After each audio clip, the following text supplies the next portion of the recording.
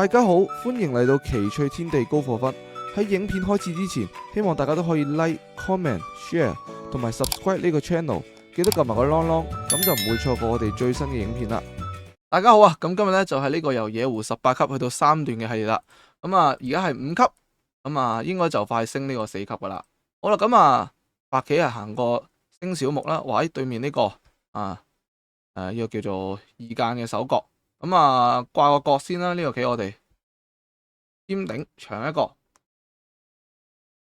好，咁跟住呢度我哋當然就係要高策啦，係咪高低配合啦。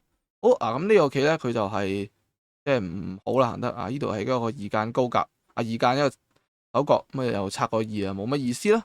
咁我哋呢度可以考慮喺上邊，我又行一個呢個嘅手角啦，係咪先？哇，喺咁樣拆2，咁就逼一個啊！呢啲都係常見嘅形狀啦。4線我哋就3線一個小飛嘅距離啦，逼住佢。好啦，咁啊非常之開心啊！佢又喺度踩一步啊，咁啊你見到啦，佢嘅空間咧就僅限於呢度啦，係嘛？而且呢隻角仲未圍實晒嘅喎。好啦，咁啊呢個打入嘅話，我哋當然係當頭一震啦。尖我哋可以點？我哋可以飛一步咯。呢個都係常見嘅攻擊嘅手法啦。再尖我哋再長呢邊。咁啊你見到啦，呢個棋佢活唔活咧？我唔知，但係咧起碼咧我透過攻擊佢咧，我攞到外邊嘅外勢啦。咁呢個外勢將來喺呢一邊咧要成功就好容易啦。咁擋住啦，我擋住佢。咁佢應該要做玩嘅。咁呢度嘅話，其實就惡啲就殺佢噶啦，呢個棋就係嘛。不過算啦，呢個棋我哋補一步算啦，呢個地方睇下佢活唔活到啦。靠一個我哋就斷開佢先啦。好，立一個嘅話，我哋就可以咁行啊。咁行係好似有少少問題喎，呢個棋得唔得啊？衝唔衝到佢呢個咧？唔得啊，接翻算啦，呢個棋。好，咁呢邊我哋飛一步啦，守住隻角。好，呢度退一個。咁呢度俾佢活咗就算啦。咁我夾一個啦，睇下佢識唔識活先。好，咁就似乎唔活咯。呢個棋好似呢個棋佢兩邊都想要，就太貪心啦。扳一個連翻，係啦。咁你見到佢呢塊棋咧就唔活了。咁所以你攻擊咧，你見到就算我殺唔到佢呢塊棋都好啦，係咪先？咁其實都唔需要太過擔心啊。我哋外邊都已經有足夠嘅收穫啦。咁如果殺到佢咧，咁當然咧就係更加之好啦。呢個棋好啦，咁佢行呢度嘅話，其實都冇乜嘢嘅。呢度擠一下先啦，補一補個弱點先啦，係咪？壓一個，只要佢呢度斷唔開，我哋就冇問題噶啦。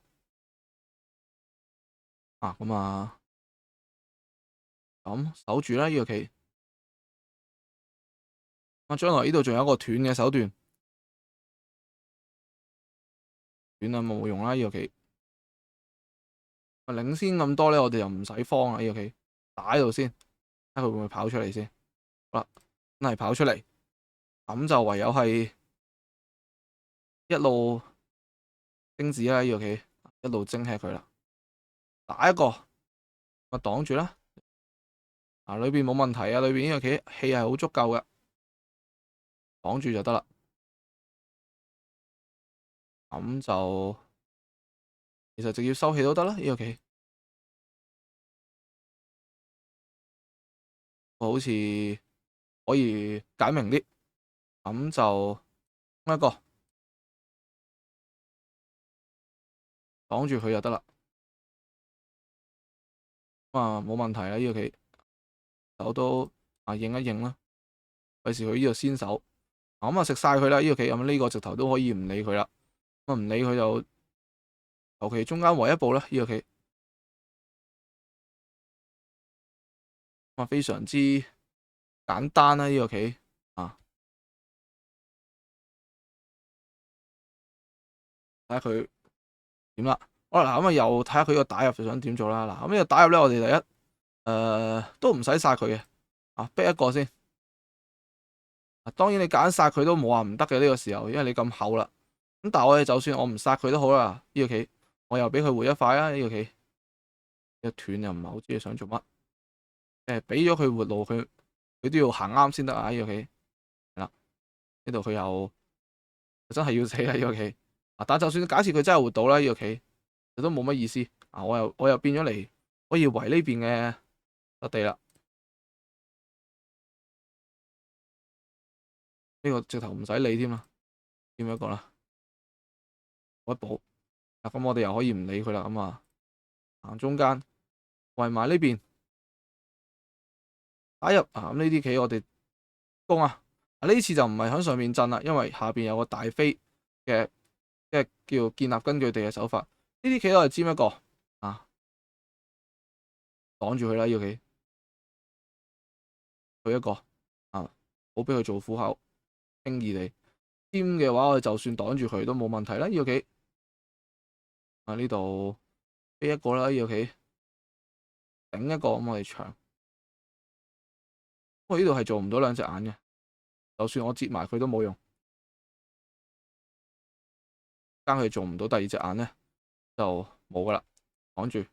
咁你見到佢每一個打入咧，我哋都係即係嘗試演示俾大家睇一個合理嘅攻擊，好嘅攻擊係點樣去到實現啦。但係佢得啦呢啲棋咁呢度佢換唔到嘅。呢度嘅話咧，我哋最簡單啦，攻完一低咧咁佢得呢隻眼嘅啫。咁自然咧就都係咧係死噶啦。好啦，咁翻埋佢啦呢個棋。因為咧5級嘅對手咧，相對上咧佢係好清楚嘅，有時好多時候唔知自己落後緊或者老師教佢都係唔好投子，所以係正常嘅。咁但係我哋就更加要小心啦。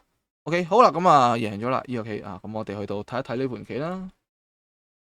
呢盤棋最主要就係即係對於子效嘅理解啦，係嘛？我都發覺就係即係呢個級數嘅一啲嘅即係小朋友啦，尤其係有時候咧拆二咧，佢就係唔係都拆二即係或者即係佢呢個棋咧，佢就淨係識拆二但係佢就唔係好識拆邊啦，係嘛？永遠都係拆二一隻一隻咁樣去到行咁但係殊不知咧咁樣行咧，其實效率好低嘅。我哋要係行快一啲啦。呢個棋其實佢應該要掛角啦，呢啲係咪尤其係咧呢啲棋咧，你唔好去到拆得咁慢，因為其實你呢度你唔係當一隻棋咁樣去拆二啊嘛，呢度係由隻角延伸出去嘅，咁你其實應該要拆遠啲甚至去到掛角咧都係可以啦。你見到其實呢盤棋行完咧，已經落後好多啦呢度仲要咁樣行多步。但係你就震一個啦，係嘛？當兩邊冇得漏嘅時候咧，震就比較常見啲啦。飛一個係咪封住佢咧？呢個地方其實呢度佢要活都唔難嘅。呢個棋其實就呢啲，利用一下選少少，應該我相信要活都應該都可以嘅。但係實戰呢度就其實都活咗啦，已經但係咧佢又走咗過嚟擋呢邊啦。呢個棋。呢個棋佢只要咁樣行就基本上活咗啦。但係就算呢塊棋活咗都好啦，呢個外勢係嘛其實價值好大咁。我將來呢度拆一步，咁基本上呢度已經係全部都係我嘅實地啦。咁佢得翻呢度嘅話仲要呢度又可以入嚟呢度又可以入嚟咧其實佢嘅效率係好低嘅。咁後邊就殺咗佢啦。呢個棋就冇關事。跟住我哋睇第二個攻擊啦。呢度冇關事嘅呢個棋呢個啦。咁呢個佢打到去4線啦。咁佢4線嘅時候你封住佢嘅話就變咗可能好虛啦。呢個棋係咪？因為佢下邊有得呢個位置有得根據地，咁所以我就揀逼一個啦。當然佢呢度行得唔好啦，係咪先？又送入嚟，咁最尾去到呢個啦。呢個咧反而我哋震就唔好啦。